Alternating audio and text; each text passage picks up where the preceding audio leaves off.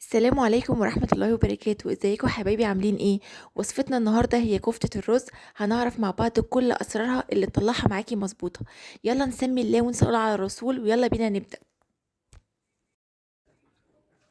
اول حاجة معايا نص كيلو لحمة مفرومة، واهم حاجة ان اللحمة تكون حمرا متبقاش فيها نسبة دهون.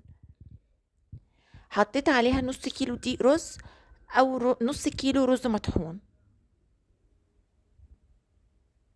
بصلاية متوسطة مقطعاها، حوالي 7 أو 8 فصوص توم او راس توم صغيرة، ودي ربطة خضرة مشكلة شبت على بقدونس على كزبرة، ومعلقة صغيرة بيكنج باودر مليانة. والبهارات بقى معايا ملح، فلفل اسود، كمون، كزبرة ناشفة، يعني معلقة صغيرة من كل حاجة، معلقة 7 بهارات. وقلبت كله كويس قوي زي ما انت شايفة كده. وبعدين حاولت ان انا ادخل اللحمة جوه الخضرة وجوه البصل، جوه المكونات كلها. وبعد كده خدتها على المفرمة، فرمتها وشين ورا بعض، او ممكن وش في المفرمة ووش في الكبة، او ممكن في الكبة على طول، بس اهم حاجة وشين ورا بعض عشان تبقى ناعمة خالص.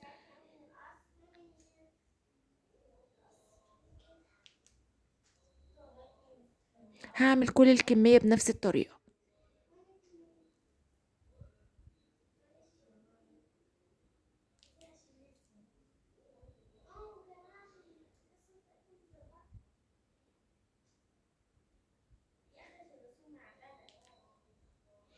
وبكده انا خلصت كل الكمية وفرمتها وشين لحد ما العجينة بقت ناعمة تماما كده. هي العجينة طبيعي ان هي تكون بتلزق شوية.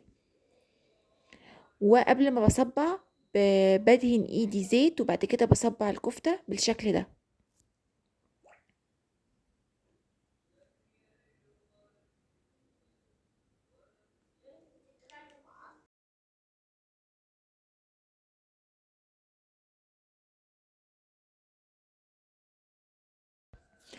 وبكده هخلص كل الكمية بنفس الطريقة.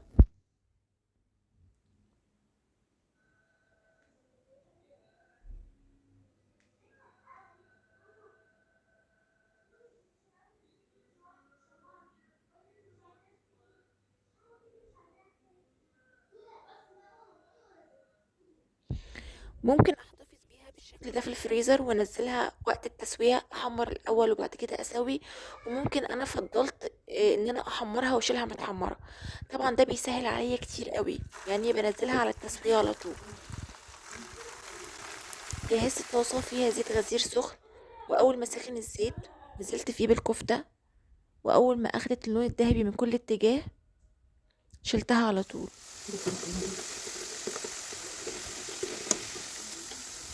بالشكل ده.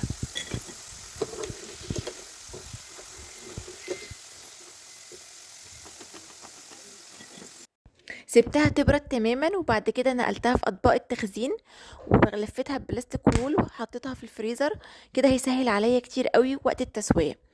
وبكده نكون وصلنا لنهاية الفيديو بتاعنا. اتمنى ان الفيديو يكون عجبكم وتشاركوه مع كل حبايبكم.